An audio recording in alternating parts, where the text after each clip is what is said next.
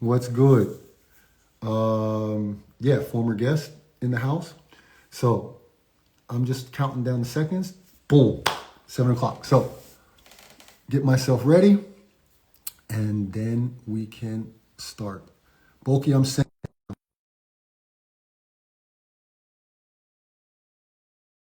no. 5, 4, 3, 2, 1. Did it go through? I sent it, but it's not going through. Ah, there. Okay, good. Bulky, what's up, man? What's up? What's going on? Thank you for joining. First of all, thank you for joining my Let's Talk live on Instagram. I appreciate you taking time out, my guy. Of So course. before we start, I'm going to ask you to introduce yourself. But before we do that, I got a first for Let's Talk. Okay, this is the first time Okay. I'm going out of character for Let's Talk because I am going to throw on. You know what it is. I know the colors. I know the You colors. know There what you it go. is. There you I'm gonna go. I'm gonna throw on for the first time. I'm out of uniform. Let me show everybody the camp T-shirt from Bulky's summer camp, his basketball camp that he does since 19 years. We're gonna talk about that a little bit later. But I'm gonna represent Bulky right now on Let's Talk. And yeah, you won't be able to see it because I'm too big. But but you see it. You know what I'm talking about, Bulky. You got it. Bulky, you there? It's froze up, I think.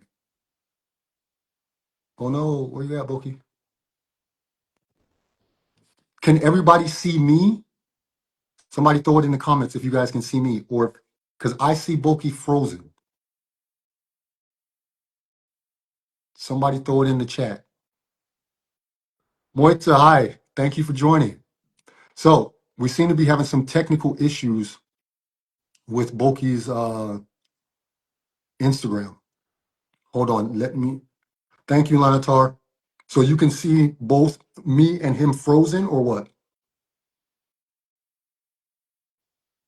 Let me try him again. Hmm. It can't be the very first Let's Talk after 7 weeks and be messed up. What is going on? Just me. Okay. Um, so let me see. What's good, Frank? So Bulky is gone. So somehow his internet is messed up, I think. Or I hope what's happened before, I hope his battery didn't go out. Because that's a problem. I just see him frozen. So sorry, you see me, Bulky? Okay, let me try. I'm gonna try to send you another request, but I still see you frozen. That's really weird. It says you're not able to join. Battery is good. Okay. Hi, Nina. Um, let's see. Bulky, I still see you as a frozen face. You're a good-looking guy, but I don't want to see your frozen face. Bulky, you try to send me a request to add, and we'll see if that works. Hmm. Let's see. I keep accepting and it's not doing anything. Ah, there we go. Here we go. There we go. All right, we're good. Not sure Okay. what happened, but I changed the room, so Okay. this should work. This All should right. work. So let me do my quick intro and then we're going to get started. Hello, all around the world. Thank you for joining Let's Talk. This edition of Let's Talk has been been about 7 weeks since I did the last one. Thank you for stopping by either now live on Instagram or watching it later on YouTube. So for those that didn't see the earlier part before we got cut off, I'm out of character and I've got on the Boki Nachbar Basketball Nation Camp t-shirt that I worked a few weeks ago. and I see some people that were at that camp joining right now. Hi, everyone. So I'm repping the Bulky camp right now for the first time. I'm out of uniform.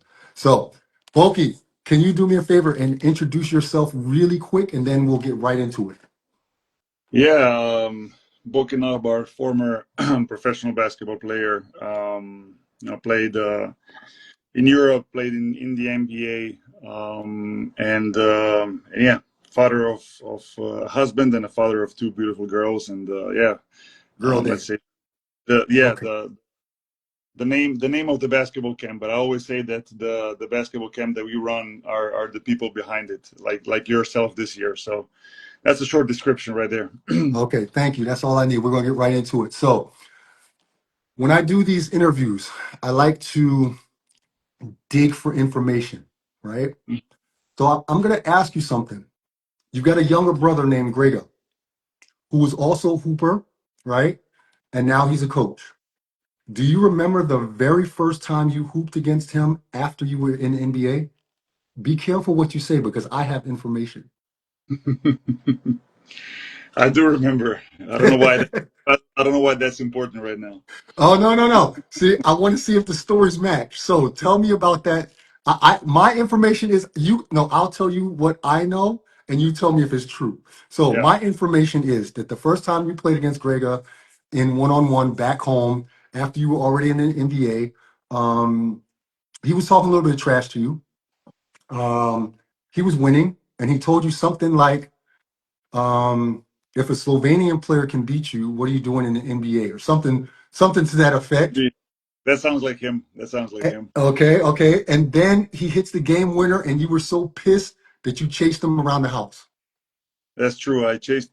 Everybody knows this. Everybody at home knows this story.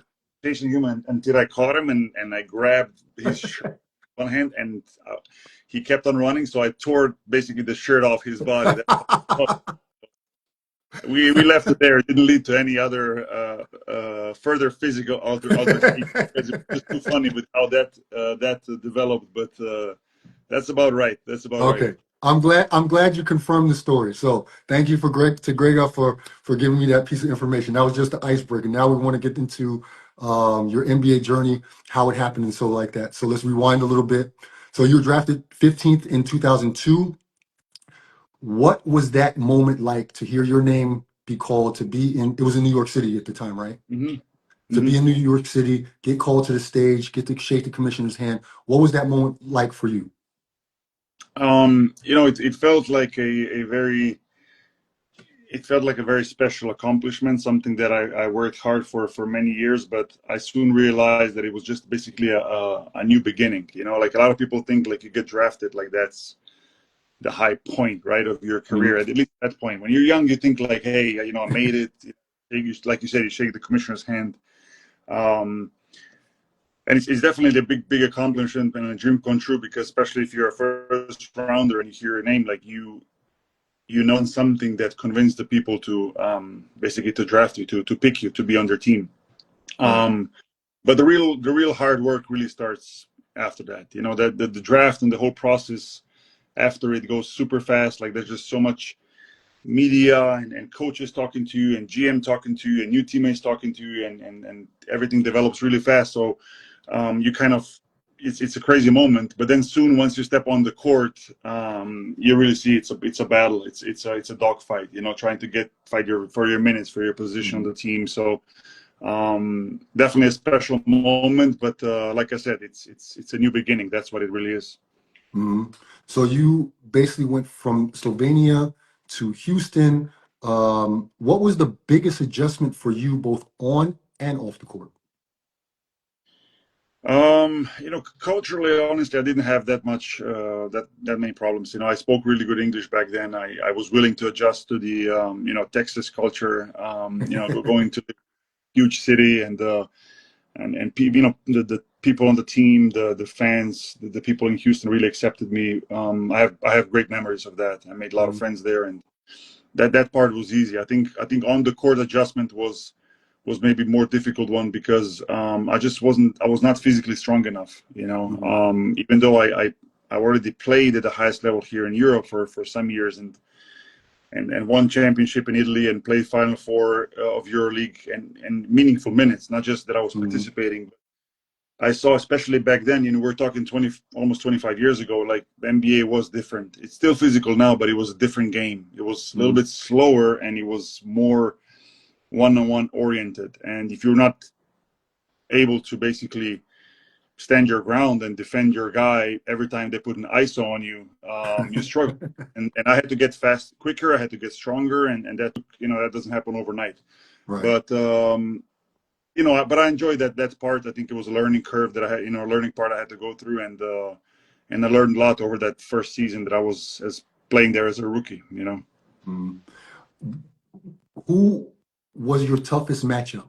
Who gave you the most fits that you I mean, guarded? it was a lot of really good players, because when you play in the NBA and I mentioned this a minute ago and might say it again a couple of times, like the game really was different because it was one-on-one matchups. Now I think the game is more open, more fluid. It's more team game versus team game, even though you still have obviously great talent and it's still a lot of the one-on-one competitiveness. But back then it was every night it was somebody you had to guard that was an all-star almost, So but if I had to single out one player and one system that was most of that early 2000s, with Peja Stojakovic, that was most difficult because it was not so much one-on-one. It was about chasing Stojakovic, and the whole team was playing for him. So if you finally got through all the screens and defended the three-point line, he would just cut back door and he would get an easy layup, right? And you were like so frustrated because it was not much you could do about it.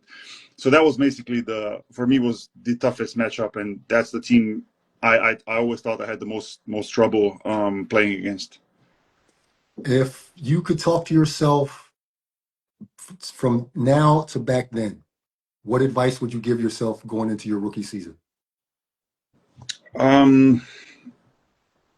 Probably to work more on my speed, not so much on the strength. I think that's from the physical standpoint. I think I underestimated the footwork that was needed for me to stay on the court longer.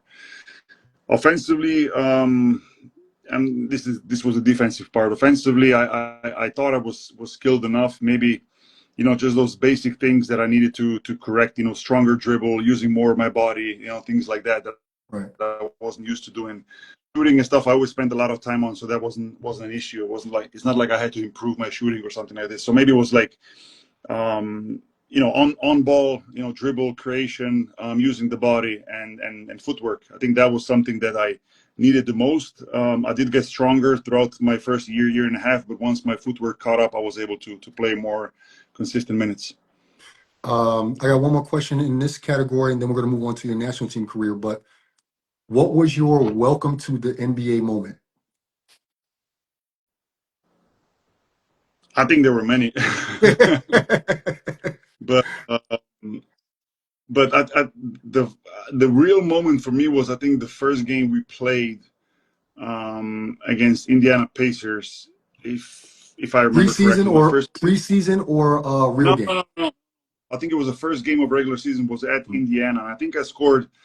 I was a starter early in the season, and I think I scored one of the first baskets in the game, like a jumper, and that was the only thing I scored because I just was not able to positions to score. And it was like so frustrating, because it was like maybe 2 shots I got up, and then I understood like, okay, I have to do a lot more to get open, to be more aggressive, to be the spots.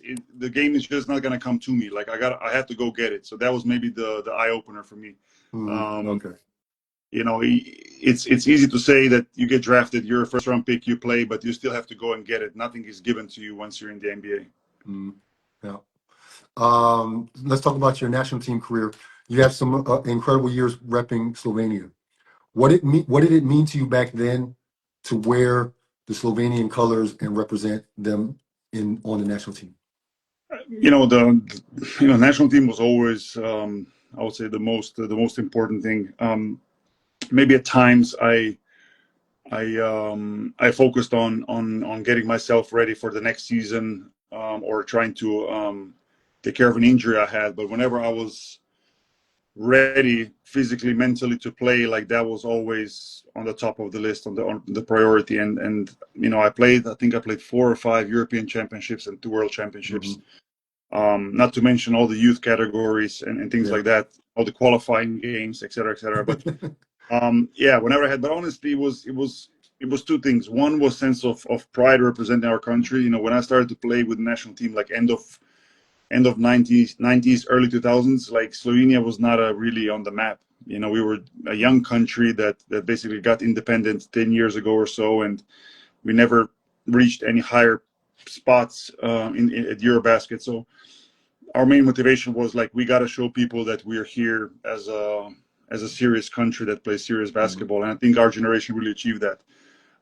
And the other thing was hanging out with my friends. Yeah. We Yeah. we're playing all over the world. Some guys played in the NBA, other guys played in Europe in different clubs, and it was a chance for our generation to spend together a month and a half in the summer.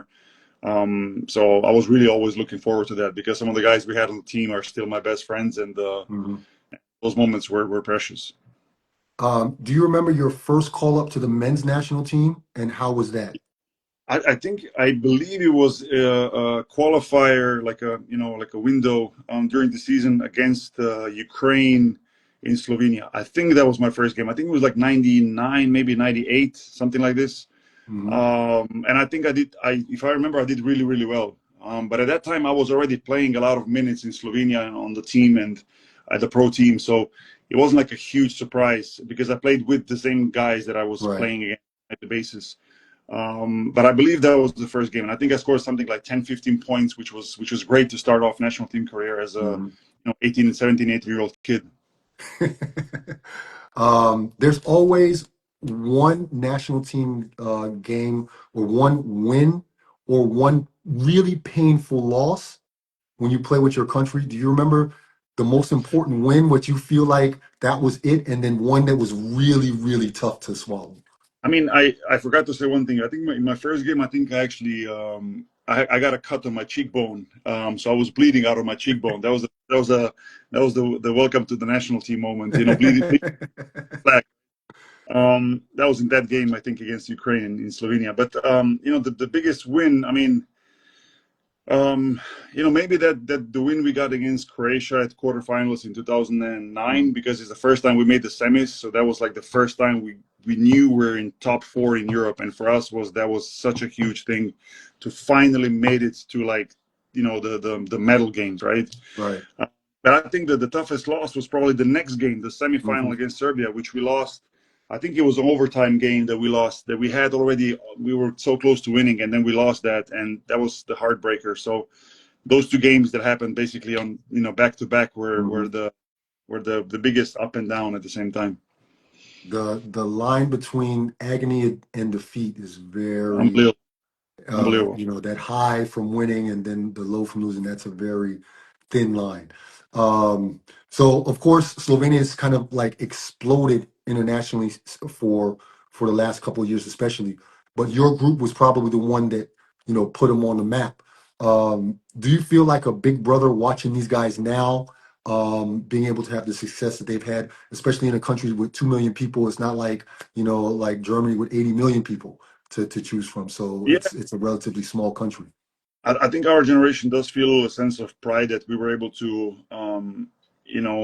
get make Slovenia being respected in an international basketball world. That I Mhm. think that's something that a lot of times people, I think, underestimate, because it's so difficult to get respect from the opponents, from fans, from referees, et cetera, Mhm. et cetera. I think sometimes we don't realize how big of a step that was, because, as I said before, Slovenia, even though historically we had here and there some amazing players, like, it was the national team never really was anything meaningful. Um, Watching, honestly, I don't watch a lot of national team games now, Mhm. to be quite honest. Um, Also because it's a completely different generation. I Mhm. think the only one that still plays now is maybe Zoran Dragic. You know, Prepelic also, I played with him. So the generation is completely different, completely new. Right. Even always wish him to do well, and maybe at Eurobasket I'll check in for a game. But I dedicate my time to some other things as well, not just basketball. So I'm waiting for the guys to make it again to some quarterfinals or something like this, and then I'll tune in. I got you. Before we move on, I want to talk a little bit about your life and your what you're doing since you retired. But before I move on, just want to say to all you out there, if you would like to ask Boki a question, you can throw it down in the comment section, and I will see it and I'll go through it while we're talking, and maybe I can throw your question in there, and I'll let everybody know that question came from you. So if you have any questions, just throw them down in the comment section, and I'll see it. So. Yeah, like I said, I want to transition into life after playing, your camps and things like that, and your work with the ELPA. We'll get to that in a second. But first I want to talk about the camps. So you've been working, you created the camp 19 years ago. And I know I've been to a lot of camps. I've worked a lot of camps, and yours is really good. It's like well organized. Everybody, shout out to Moitze if she's still watching, the big boss. And yeah, so what made you start the camp, and how proud of you for how it's gone from that very first year till now, where you actually have multiple camps? Yeah. Well, we started in 2007, I believe, with basically 2006. I think it was 20 kids, maybe 20 something, 23 kids. It's just an idea to give something back to the next generation, to spend some time together in the summer with some of the coaches who are also my friends, Micha and with Raiko and those guys who you met. And it was like a week-long camp at first, and then I think second year it like doubled in number of kids, and soon it was enough kids that we said, hey, let's do 2 weeks, and now 19 years later, we're like at three shifts, 3 weeks, and over 320 kids in total, and we probably could do a lot more, but there's just so much time in the summer, and the gym is just so big, but it did grow into something really special, I have to say. Like, our basketball camp family is just so big right now. Like, so many people, so many coaches came through, so many good coaches, so many good players, some of them national team players, EuroLeague, kids that are EuroLeague players now. It's just amazing to see some of those kids grow, and we've seen them year after year. Not to mention on the girls' side, we had girls that came through that are national team players. We had one girl that was drafted in WNBA, Aisha Siuka, this year, that came to our camp here. So to see those kids develop and grow year after year, and to have just that little piece of advice or piece of knowledge that we were able to give to them, but most importantly to stay in touch with these people now, it's just amazing. And like I said, we could do, I think, something even bigger or even broader, but I kind of like that family feel, even though like 120 kids is still a lot. But I think you saw when you were there, like, we still have this family feel of coaches, friends, and we know each other for 20, 30 years working together, and that's what makes it special, because it's not a forced thing. People actually really want to come there as coaches and spend time there because of the environment and because of the great job that Moitza, Raiko, Miha, and those guys do, and super proud of it. Honestly, it's a summer go-to spot for me and for my family and my girls, and we absolutely love it, and we're proud of it, really. Good. I mean, I've been to, like I said, I've been to a lot of camps. I've worked a lot of camps, and that was one of the best ones. So there's two moments that stick out in my mind from the Boki Nachbar basketball camp. Two moments that stick out. So the first one is just the draft. I got to say, the draft. So for all of you out there, they pull off a draft, an actual draft. It's dark out in the gym. They set up all these things. They have commentators. They have a big screen, and they show the kids' names in their teams, what teams they're playing with, for the final day, for the week, but most importantly for the final day, when all the parents come and they watch and things like that. And it's like this really big event, and they're calling kids names and they're running out and stuff. I thought that was super dope. I'd never seen that before, and I thought you guys did an excellent job. What I wanted to ask you about that before I go to my second favorite moment was, how long have you been doing the draft? It's been a while, actually. It has to be at least 10 years or so that we've been doing that. We thought about, I think in the past we did it in the amphitheater, in the smaller place, the upstairs when the meeting part. But then we said, let's expand it. Let's do something bigger. And now we're thinking about tweaking things, maybe doing, instead of 2 teams that we divide players in 2 teams, maybe do 4 and have like Mhm. a round robin system or something. We'll see. We'll figure things out. But kids love it. Some of those Yeah. kids, I mean, the excitement you see, like, hey, am I going to get drafted with this team or that team? Where are you drafted? Where am I drafted? Like, we wanted to create at least a little bit of excitement for those kids to get the feel like, hey, it's a night of the draft and you don't know who's going to pick you and you don't know where you're going to play tomorrow. That's a little bit of that Yeah. feel. And kids really, really love that. The youngest love it. The older kids, they're The also older ones do too. they're totally into it. So we'll keep doing that, but we might actually expand it a little bit. We'll see. But I'm Okay. glad you liked it. Let's see. So my second favorite moment from the camp was this is an overnight camp and you do a lot of things with the kids also away from the basketball court. But one of the days you have a what is it, Wet and Wild? No, Get Wet. Yeah, yeah. Get wet, get Get wet. Wet. And it's a really fun afternoon with they've got all these games playing with water and stuff like that. Mhm. And what I did not know was that all the rookie coaches get a surprise, yeah, water bath from the other coaches. And so they kind of set me up. I don't know if any of you saw it on my Instagram, but they set me up really good where they had me singing. They said, okay, to all the rookies, you got to sing, right? You got to sing to the campers. I'm like, okay, I'm down. So I'm singing. And then all of a sudden, everybody kind of like disperses and I get a full bath of water. Yeah. And that was pretty dope. I Well, enjoyed myself with that one. it's not the, let's say, the inauguration, or how I should say. It's not the same for all the coaches. Like, we try to change it up so that coaches Ah. don't and what is coming. Now that you've made it completely public, we might have to change it again, which is fine.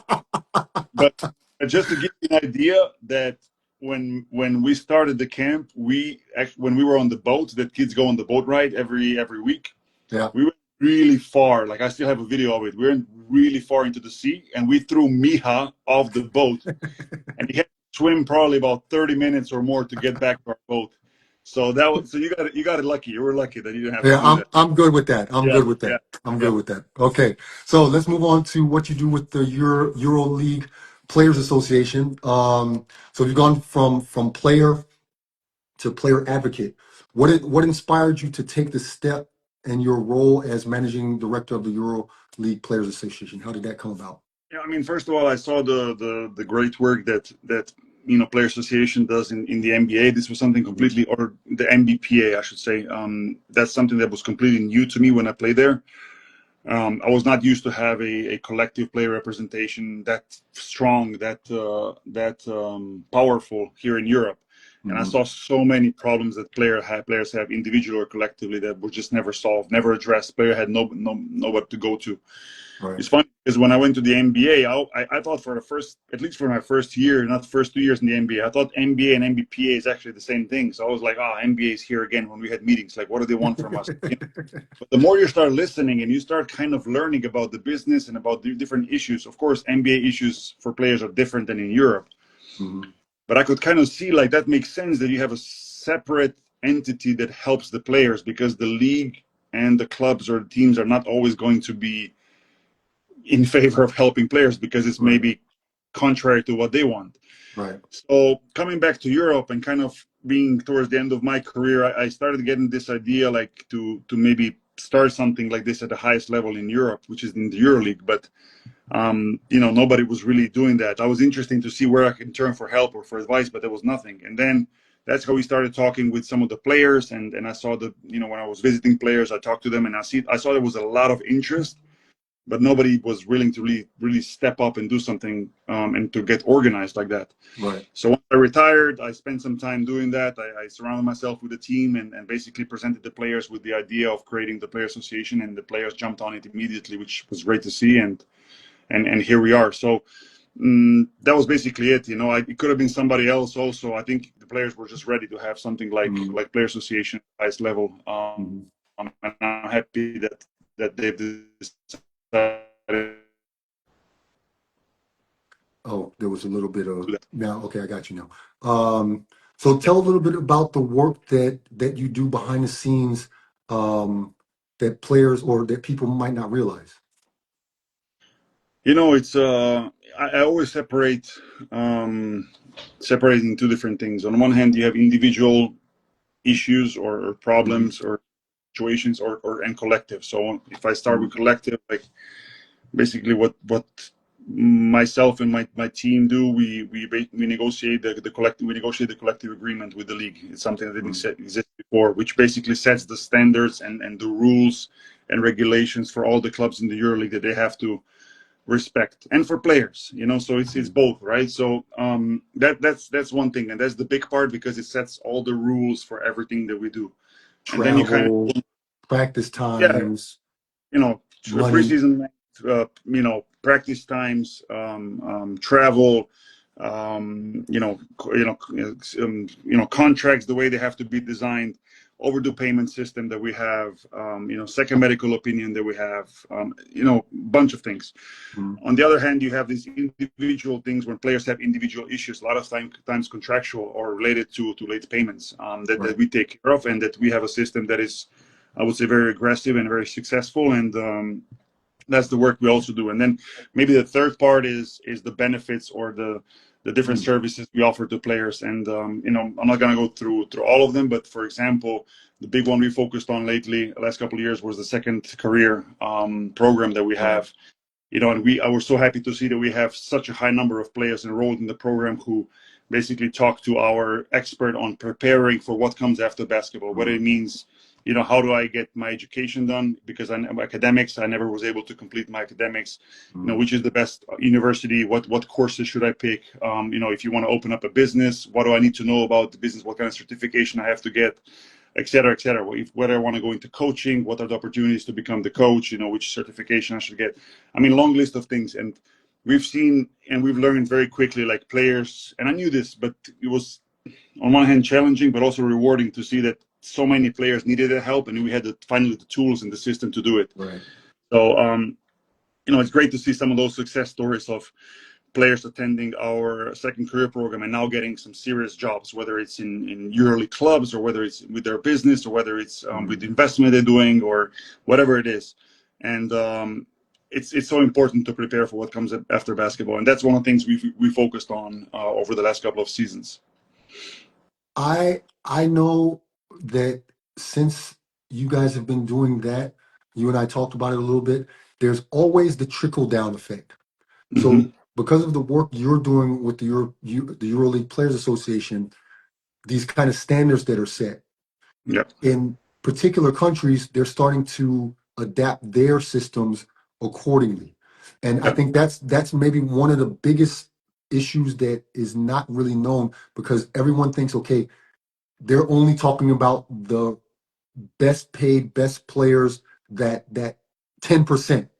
But the guy making $1,000 in the fourth yeah, league in Germany, yeah, nobody's talking about that. But that's not exactly true. I'll give one small. This is really super small. But I remember years ago when players were getting hurt on those stickers on the yeah, court, and you guys were like the first to say, "Hey, those things are dangerous. They're yeah, dangerous." yeah, And now I see that it's changed. They don't have those slippery things anymore. It's made of something else.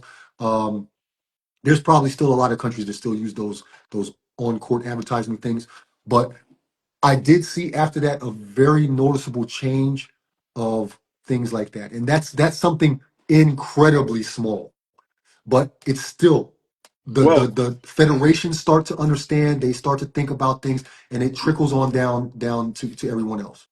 I mean, you could say like these encore stickers that are incredibly small until you get injured, then it becomes a big issue, right? Right. So I've seen a player in front of my eyes basically, tear his knee up, in practice on a sticker. Um, so it's yeah, but it's good to see that trickles down to other leagues, and more things, not just the stickers, which were the one of the first things that we changed with the league. And luckily I remember. the Yeah. league was, let's say, understandable enough, because we presented them this, I would call it a highlight video of 10 minutes of players just slipping, falling, getting injured, etc. And our Mhm. question was simple: are the clubs really willing to gamble on losing a 500,000, a million, €2 million player on a sticker that gives you 20,000 in sponsorship, 50 maybe, you know, Right. and that was like a change in the mentality. So we have them completely removed from EuroLeague courts, and it's good to see that some leagues are following this path. But there's more things that Yeah. we hope are going to trickle down to other leagues as well. And we always open for the conversation with national player associations. Like we, you know, the German Player Association was trying to get started some years ago, and we had a conversation with them. We were really hoping that they're going to be able to do some major steps there. You know, Greek Player Association, we had a conversation with them. ABA League Player Association, Israeli League Player Association called a bunch of times for advice on things. So Lithuanian Player Association. So it's always about this collaboration. And hey, what have we learned? Because we are most aggressive, most progressive in that sense. Right. And how do you achieve things? You know, how do you present a problem? How do you negotiate these things? And all these learnings that we get, we try to give it to anybody that is willing to receive the advice. What's one area of pro basketball in general that you feel like the biggest change is needed Schedule, for protection of player rights? schedule. Mm. In Europe, I mean, you know, schedule, right? That's the big thing. It's just there's not enough, or I would even say there's no cohesiveness between domestic leagues, EuroLeague, FIBA, FIBA national team games. Everybody just looks at his own thing, you know, says, hey, we only have 14 teams in the league and there's 28, you know, round robin games. Sure, but look at it from the perspective of a player, especially EuroLeague or EuroCup player. Like those guys play next year, they're going to play, or the upcoming season, they're going to play, you know, between 80 and 90 games on average. You know, I mean, that's huge, right? That's more than the NBA regular season. And you know really well that regular season in Europe is different than the NBA in the sense of pressure and the importance of each game, right? Because you can say it's 80 games, but it really, what it is 34 whatever games in domestic league, 30 plus games in EuroLeague, and then in between you have national league competitions that, of course, you need to win because it's a small number of games. If you want to qualify to European Championship or World Championship, you got to win those games. So there's pressure year round. Yeah, from the perspective of a player, every time he steps on the court, he's expected to win games. He wants to win games, and that's a lot. And that's by far the biggest problem we have. Because you're doing the work that you do with the the EuroLeague Players Association, I wanted to just transition real quick to what I do. So, you know, we've talked about it, like how I try to help players, and your area is the top 10%, right? The ones that have agents that are taken care of, that are so I kind of see it as my area to help the ones that maybe don't have agents, that are rookies, that are don't have everything set up for their career like the top 10% does. Yeah. And this might be a difficult question for you, but if a player contacted you and say, hey, I want to play overseas, let's say it's an import player from America, Canada, wherever, hit you up and say, hey, I would like to play overseas, what would you tell them? I mean, we do get a lot of these questions, to be honest. People reach out to us because they see a player association attached to our name and they Right. hey, going to help us. But Right. you know, it's difficult to just get a player that is basically not on the list of top teams to help him get immediate to get him a top club. It doesn't happen, right? No. I mean, it's very difficult for a player alone, especially from US, to let's say to penetrate the market in Europe, you know, because people won't know about you. Like if you haven't really played, you know, NBA, G League, Summer League, you know, if you played in college, like people are going to have to basically rely on the video that they see of you on Synergy or whatever. But that's one thing. Second thing is, you know, who can vouch for you. And that's why I would always tell young players in the States, like, make sure the 4 years you're in high school, the 4 years you're in college, like, make sure you do it right. Because the people you work with, your coaches, your assistant coaches, your technical you know, the equipment managers, whoever it is, at some point, these guys might get asked about you, who you are as a person, how do you conduct yourself, you know, you're a hard worker, et cetera, et cetera. Because video in today is pretty simple to obtain, right? Like with all the, you know, everything that is online, you can pretty quickly get a lot of video on some guy. But you know, the clubs are not going to be willing to gamble without especially the mid to top clubs. They're not going to gamble without knowing who actually that person is. Mhm. So my biggest advice, apart from trying to get the right agent and that path, like make sure you do your work early. Mhm. Conduct yourself right. Show that you're motivated to play. Show that basketball is your motivation, not the money that comes after. It's easy to say, but those are the most important things, because at the end of the day, and I spoke to many GMs about this, when they get player A and player B that both have high quality and same price, go with the Yep. sure thing. Who's not going to disturb the locker room? Yep. Who's not going to go against the coach? Who's going to be there to win games? Who's not going to focus only on himself? Like, that's the sure bet, right? You don't Mhm. want to go against with a talented player that he's going to explode 5 games in the season, when he's going to Right. play one game less than he thinks he should, and it's going to be a bombshell go off in the locker room. Right. Things like that, I think, are super important. And then you get to the stage of course, picking the right agent and trying to find your way there. But nobody's going to be able to sell you to the right team without you being super talented, hard worker, and a great person. Yeah. Teams are very cautious when it comes to that. I agree. So my role is somewhat of a mentor for a lot of players that I try to help. Um, who is someone that mentored you or guided you? Someone that really helped you along your path? I think we all need someone to push us in the right direction, to guide us a little bit. Who was that for you? I mean, early on was my dad. He was my first coach, and he was the one that was, let's say, with me almost daily until I became professional. I think that gave me a good solid fundamentals and solid grounds on how to behave on and off the court. But then after that was different coaches, different agents I had at different stages of my career. I was Mm, trying to be very cautious with who I'm surrounding myself with. mhm. I'm sure I could make some decisions better. I could make some decisions worse that I made. You live and you learn. Yep. But I think the most important thing was to have always family by my side, together with Anka, with my wife, and we've been together basically since before I was a professional. I think to have that Mhm. family surrounding was super important for me. I didn't have one figure like one coach or one Mhm. agent that would be with me throughout my whole career. But I think at the right moments of my career, I had the right people around me. And sometimes you got to be lucky like that. So um, I think as you get older and as you get 1, 2, 3, 4 seasons of being of professional life behind you, you can start really understanding that it's a tough business and it can be an ugly business, but it's super important to choose the people around you in the right way. So I, as a young player, I was never afraid or I was never holding back while asking questions to older guys. Mhm. Yep. What Yep. have they learned? What do they think about certain coaches? What do they think about certain teammates? What do they think about certain agents, GMs?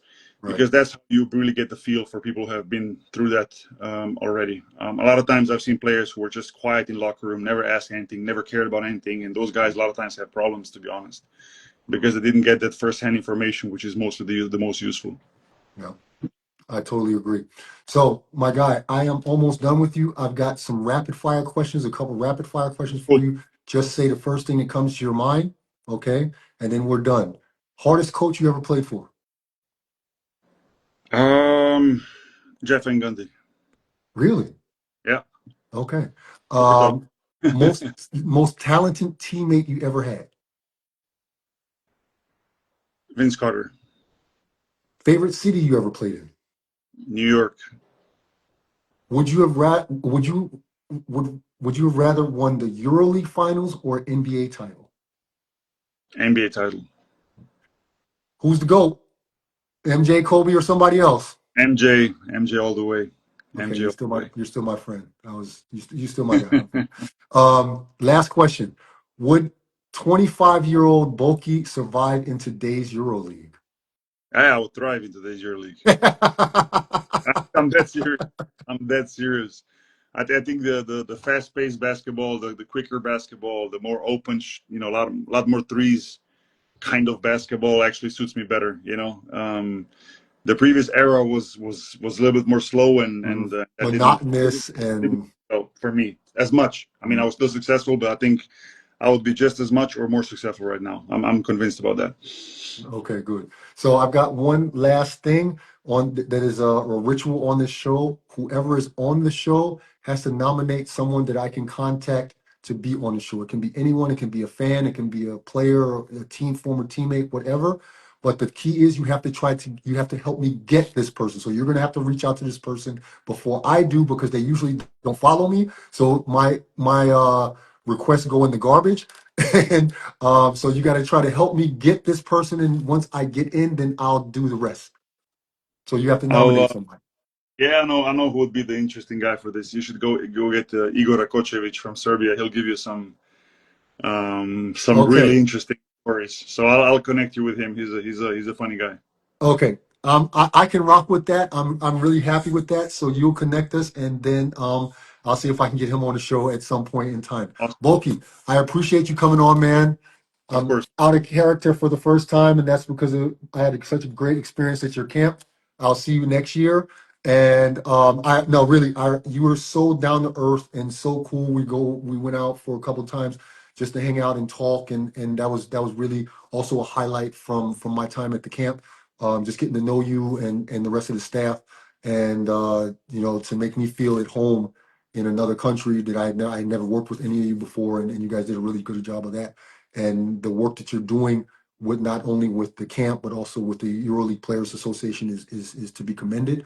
So I just want to tip my hat to you, my guy, and make sure that you know that there are people that see the work that you're doing and appreciate the work you're doing, and to keep it up. And yeah, man, I just appreciate you taking the time out to be with me for these 46 minutes. And yeah, I'll be in touch anyway, but I just appreciate you, man. No, thanks for having me again. Thanks for being with us at the camp this summer. We expect you to come back next summer, just so you know. I know. But yeah, we'll continue to do good work in the summer together. And as you saw, it's a lot of fun. So Yeah, I appreciate you talking about it. But and thanks for having me here. It was awesome. no problem, man. I'll hit you up anyway, but go on, enjoy your night, man, and All we'll right, take talk care. soon. All right, bye bye. So, everyone, that was 46 minutes with Boki. I'm super, super glad that he came on and was able to give some insight to what he does, um, his career, and also what he does with the EuroLeague Players Association. I think this is a really good thing, and his camp is marvelous. So that's it for tonight. I will have a guest maybe next week or the week after. Have to check out. But if you were here for 1 minute or for the whole 47 minutes, I appreciate you. And maybe I'll see you again some other time. Till then, hold it out.